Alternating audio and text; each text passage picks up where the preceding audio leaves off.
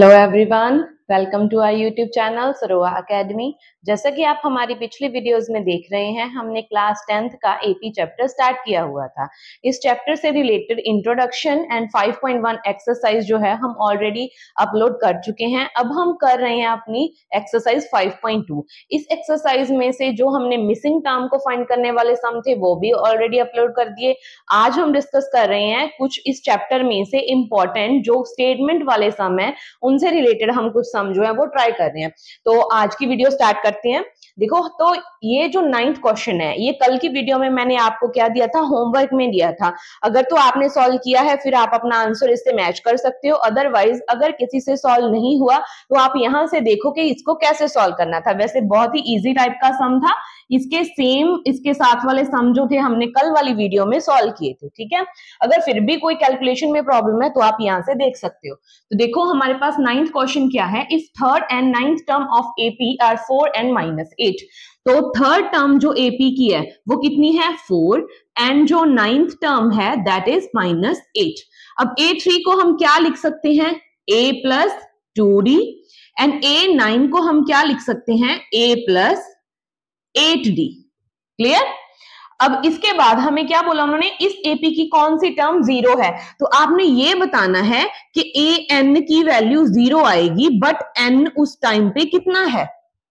ठीक है, मतलब इस एपी की कौन सी टर्म 0 होएगी आपने बताना है। कौन सी टर्म मतलब n की वैल्यू आपने बतानी है। ठीक है, तो हमने क्या करना है, सबसे पहले हमारा मेन मोटिव क्या होता है, हमने an वाले फॉर्मूला में हमें 4 वैल्यूज चाहिए होती है ना। कौन कौन सी होती है, an, a, d and n, है ना। तो हमारे पास a and d की वैल्यू हम इन दोनों इक्वेशन से फाइंड आउट करेंगे। an ऑलरेडी गिवन है एंड n हम क्या कर लेंगे, इस फॉर्मूला से कैलकुलेट कर लेंगे। तो फाइंड करते हैं। देखो यहां पे हम क्या करेंगे, A3 की वैल्यू पुट करो, कितनी है, 4। तो ये इक्वेशन बन गई, A9 की वैल्यू -8। क्लियर है जी। अब इन दोनों को सॉल्व करो और फाइंड करो अपनी जो A की वैल्यू है या D की वैल्यू है, इन दोनों को फाइंड आउट करके लेके आओ। तो अगर इन दोनों इक्वेशंस को हम सबट्रैक्ट करिए तो कैंसिल आउट हो गया, -8 -4 -12, 8 में से 2 सबट्रैक्ट करेंगे तो 6 आएगा। तो कैलकुलेशन करके D की वैल्यू कितनी आ गई, -2। क्लियर है इतना। अब D की वैल्यू आ गई, उसकी वैल्यू यहां पे पुट करो।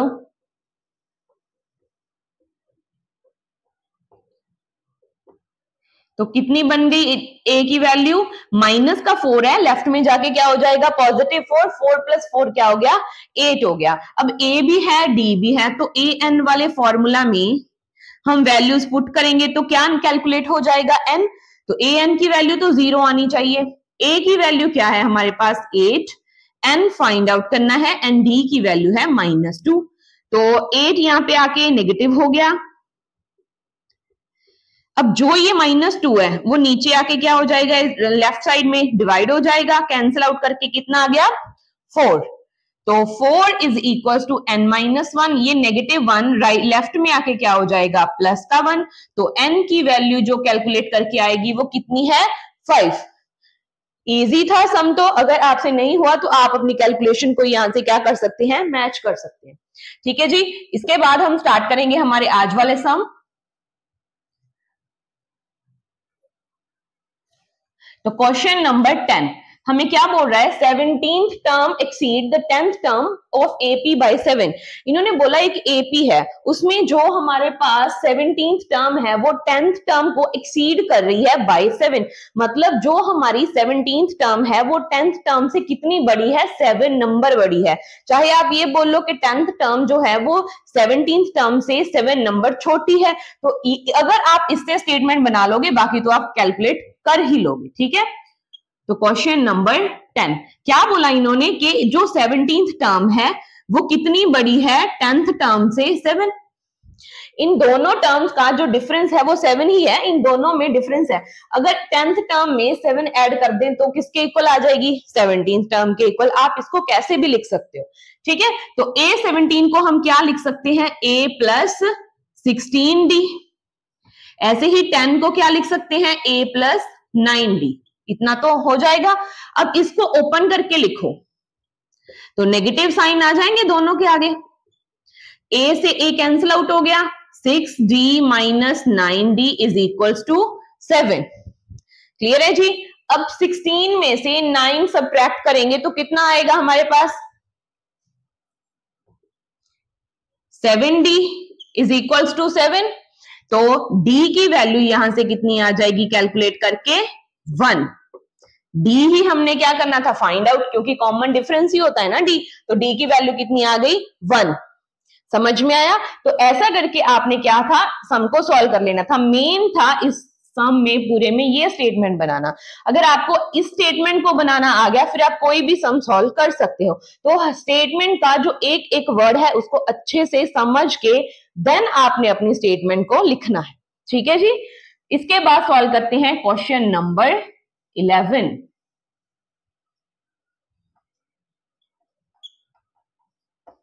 Which term of AP, AP हमें गिवन है 3, 15, 27, 39। इस एपी की कौन सी टर्म है जो वो 132 more than it's 54th term. तो इन्होंने पूछा कि एपी है, देखो ये है हमारे पास 54th टर्म, इससे कौन सी टर्म ऐसी होएगी जो 132 ज्यादा होएगी। तो आपने ये बताना है। ठीक है, मतलब इसका क्या बन गया कि जो 54th टर्म है उसमें अगर हम 132 नंबर प्लस कर रहे हैं तो कौन सी टर्म बनेगी, मतलब ये वाली बात बोल रहे हैं। ठीक है, मतलब A54th में अगर 132 ऐड कर रहे हैं तो जो वो टर्म आएगी वो टर्म कौन सी है, उस टर्म का नंबर भी बताना है और उस टर्म की वैल्यू भी बताएंगे। ठीक है, इन्होंने पूछा ना विच टर्म, दैट मींस कि कौन सी टर्म है उसका नंबर भी बताना है और वो टर्म भी कौन सी है उसकी वैल्यू भी बतानी है। ठीक है, तो इसको हम सॉल्व करेंगे। सबसे पहले ये सब कुछ सॉल्व हो जाएगा, मेन पर्पस है जैसे हमें ये स्टेटमेंट गिवन है उसमें हम वैल्यूज पुट करेंगे तो अपने आप सम सॉल्व होएगा। ठीक है, तो सबसे पहले तो a की वैल्यू लिखो 3, d की वैल्यू कितनी आ जाएगी हमारे पास 12। ठीक है, 15 में से 3 सब्ट्रैक्ट करो, ऐसे सब्ट्रैक्ट करके आप क्या है चेक कर सकते हो। 12 आ गई। इसके बाद स्टेटमेंट है जो लिखो A54, इसको क्या लिख सकते हैं A प्लस 53D, ऐसे लिखोगे प्लस 132 करके कोई AN टर्म आएगी। ठीक है, तो इसको सॉल्व करो। A की वैल्यू कितनी है 3, 53 इंटू D की वैल्यू क्या है 12 plus 132 is equals to AN। Clear है जी। तो इसको सबसे पहले देखो ऐड करने के लिए क्या करना पड़ेगा, सबसे पहले जो बॉर्डोमास का रूल है वो क्या बताता है कि पहले मल्टीप्लीकेशन होगी। तो 53 को 12 से क्या करो मल्टीप्लाई।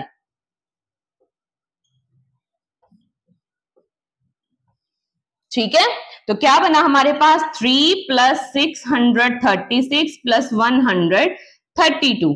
अब इन सारी वैल्यूज को ऐड करेंगे तो कितना आएगा, 6 प्लस 2 8, 8 प्लस 3 क्या हो गया 11, 3 प्लस 3 6, 6 प्लस 1 7, 6 प्लस 1 क्या हो गया 7। तो हमारे पास जो AN की वैल्यू है वो कितनी आ गई 771। ये तो उस AP की वैल्यू है कि इतनी वैल्यू आ गई। अब ये वैल्यू का नंबर कौन सा है, ये टर्म कौन सी है, कौन सी पोजीशन पे है, वो कैसे फाइंड आउट करेंगे, AN वाला फॉर्मूला लगा लो। देखो पूरी AP के लिए सेम AP की बात हो रही है ना, इस AP में आगे जाके कहीं वो टर्म आने वाली है ना, तो A की वैल्यू भी चेंज नहीं होएगी, D की वैल्यू भी चेंज नहीं होएगी। AN हमने यहां से फाइंड आउट कर लिया है। तो A की वैल्यू 3, N हम फाइंड करेंगे, D कितना है 12 है।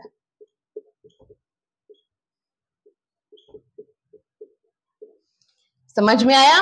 तो इसको सॉल्व करो, कितना आंसर आएगा हमारे पास,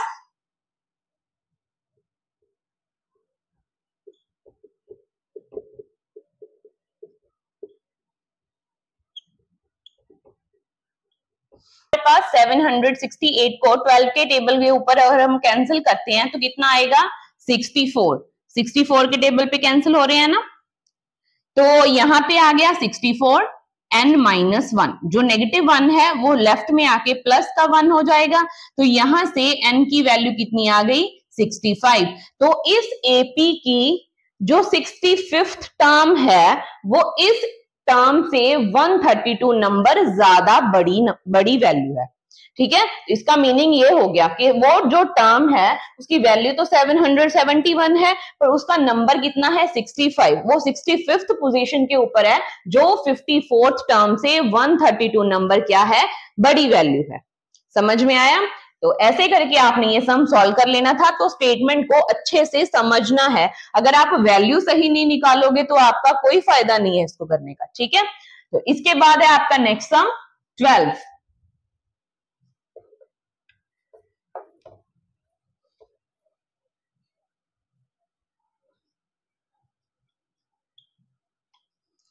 हाँ जी, तो इसमें हमें क्या गिवन है, 2 APs have same common difference. देखो हमें गिवन क्या है कि कोई 2 AP हमारे पास है। ठीक है, ये है AP1 and this one is AP2। ठीक है, इन दोनों एपीज की जो कॉमन डिफरेंस है वो सेम है। इसका कॉमन डिफरेंस भी डी है, इसका कॉमन डिफरेंस भी डी है। The difference between their 100th term is 100, what is the difference between their 1000th term.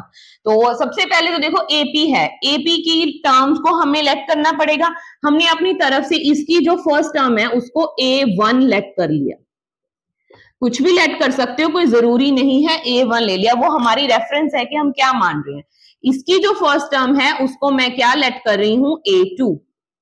ठीक है, आप इसकी टर्म को कैपिटल A भी बोल सकते हैं, इसको स्मॉल a भी बोल सकते हैं, कुछ भी लेट करो, कोई प्रॉब्लम नहीं है। ठीक है, बट जैसे आप मतलब स्टार्टिंग में आपने जो भी अज्यूम कर लिया उसके अकॉर्डिंग ही अपने सम को लेके चलना है। ठीक है, तो ये दो चीजें हमें मेन चाहिए होती हैं। ठीक है, अब इस एपी की अगर मैं 100th टर्म फाइंड करूं, वो हम कैसे लिखते हैं, a plus 99d। Proper formula लगाओ। फॉर्मूला क्या होता है, a plus n minus 1 into D होता है। तो a की वैल्यू यहाँ पे A1 है, n की जगह पे देखो 100 है, तो 100 माइनस 1 इंटू डी, तो क्या बन जाएगा, A1 प्लस 99d। इसमें तो कोई प्रॉब्लम नहीं होनी चाहिए। मतलब यहाँ पे फर्स्ट टर्म क्या है, A1 है। अगर मैं यहाँ पे ले लूं A100th टर्म, इसको भी हम चेंज कर सकते हैं। देखो इसको कैपिटल A लिख लो क्योंकि दोनों सेम लग रही हैं बिल्कुल। ठीक है, तो इसकी जो A100th टर्म है वो क्या होएगी, A2 प्लस 99d। अब d दोनों में क्यों ले रही हूं, क्योंकि डिफरेंस दोनों का सेम है, ये भी कॉमन डिफरेंस है, ये भी कॉमन डिफरेंस है, और दोनों में कॉमन डिफरेंस सेम है, तो दोनों को स्मॉल d से रिप्रेजेंट किया। दोनों की फर्स्ट टर्म हमने अलग अलग ली है क्योंकि हमें कुछ भी क्वेश्चन में मेंशन नहीं है कि दोनों वैल्यू सेम है, तो हम सेम कंसीडर नहीं कर सकते। क्लियर है जी? तो इतना तो हो गया। इसके बाद हमने क्या करना है, हमें क्या गिवन है क्वेश्चन में कि दोनों जो एपीज हैं उनकी जो 100th टर्म का डिफरेंस है ना वो कितना है, 100 है। ये उसकी 100th टर्म, ये सेकंड एपी की 100th टर्म, दोनों का डिफरेंस ले लिया, किसके इक्वल है, 100 के इक्वल है। ठीक है, तो इसको सॉल्व करते हैं। यहां पे वैल्यू पुट करो,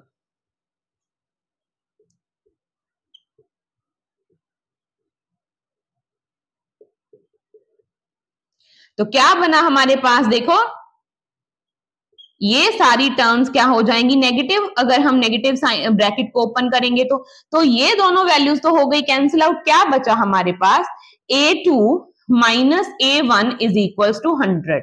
तो जो हमें स्टेटमेंट गिवन थी ना उससे हमने क्या कैलकुलेट कर लिया कि A2 minus A1 is equals to 100 है। अगर दोनों एपीज की फर्स्ट टर्म का डिफरेंस लेंगे तो वो कितना आएगा, 100 आएगा। ठीक है, तो इसके बाद हम प्रोसीड करते हैं अपने लास्ट पॉइंट के ऊपर जो हमने फाइंड आउट करना है, what is the difference between their 1000th term. तो 1000 टर्म कैसे लिखी जाएगी इसकी, उसको हम A1 प्लस 1000 में से 1 सबट्रैक्ट करो, 999 आएगा। तो इसको हम ऐसे लिख सकते हैं, इस एपी की जो 1000 वाली टर्म है उसको आप कैसे रिप्रेजेंट करोगे, A2 plus 999D।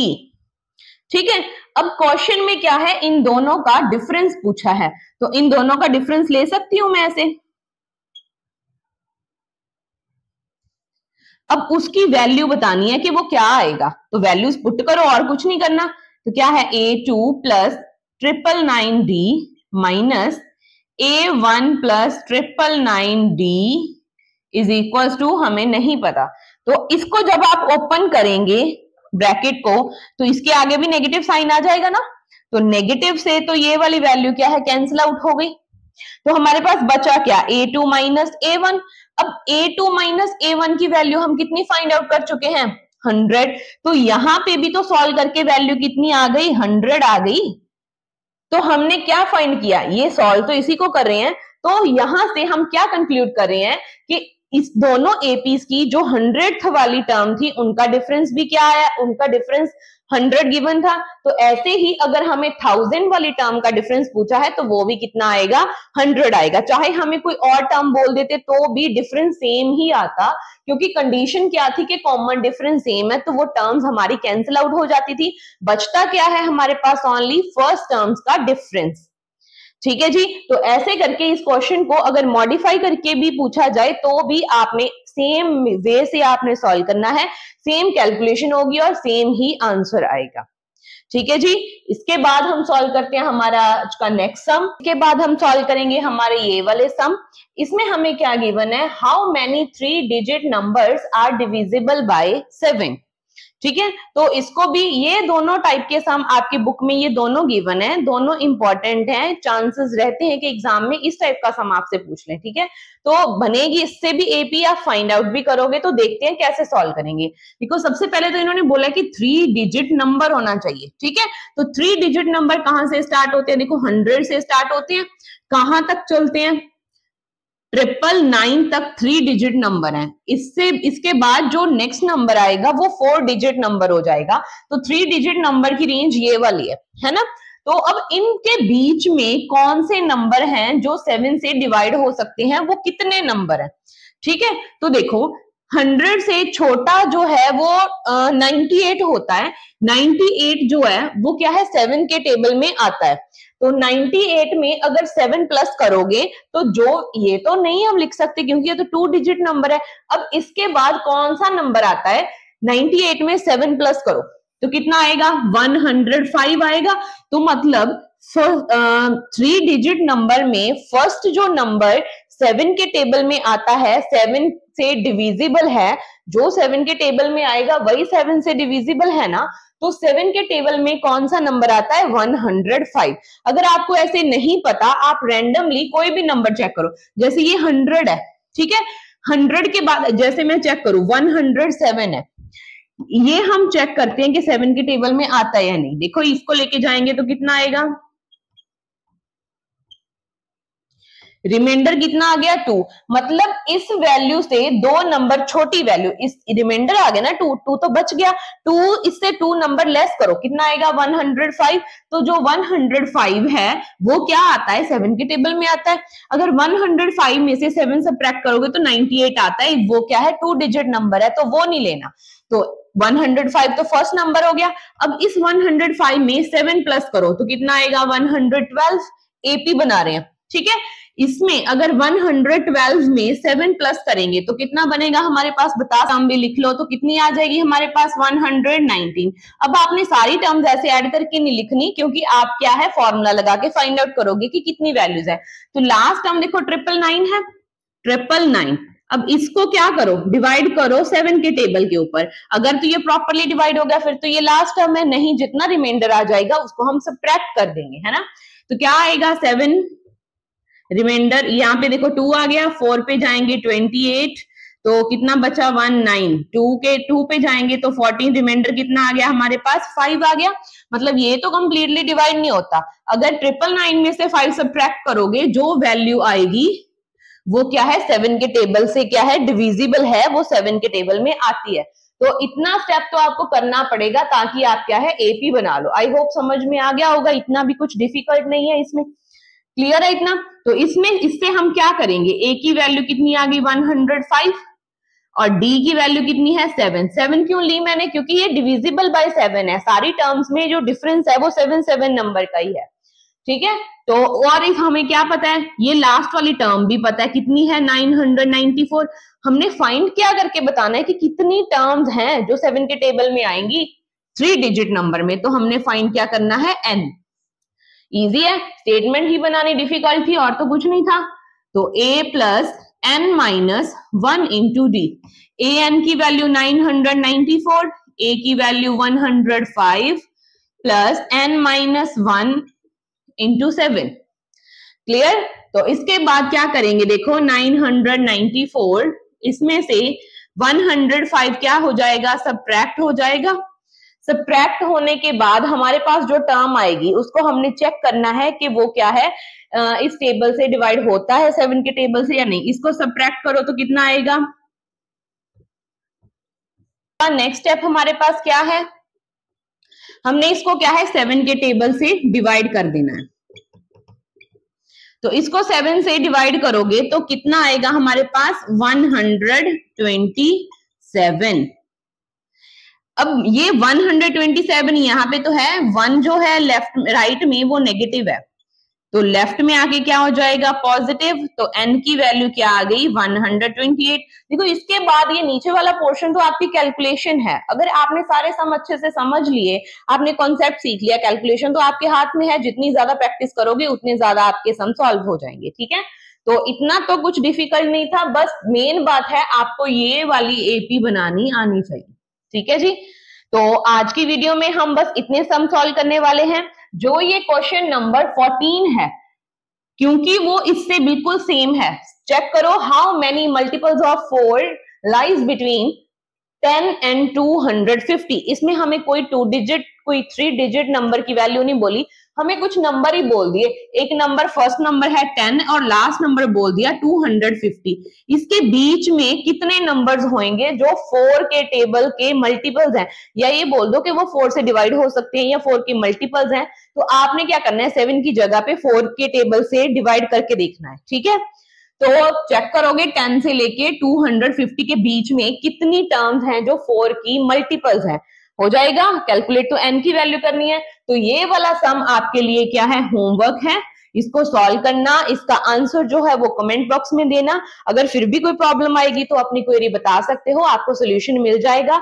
Otherwise next वाली वीडियो में हम इसका सोल्यूशन आपको प्रोवाइड करेंगे। तो कल मिलते हैं नेक्स्ट वीडियो में नेक्स्ट वाले सम के साथ। तब तक आप मेरी वीडियोस को देखते रहें, अपने फ्रेंड्स के साथ शेयर करें और मेरे चैनल को सब्सक्राइब करें। Thank you.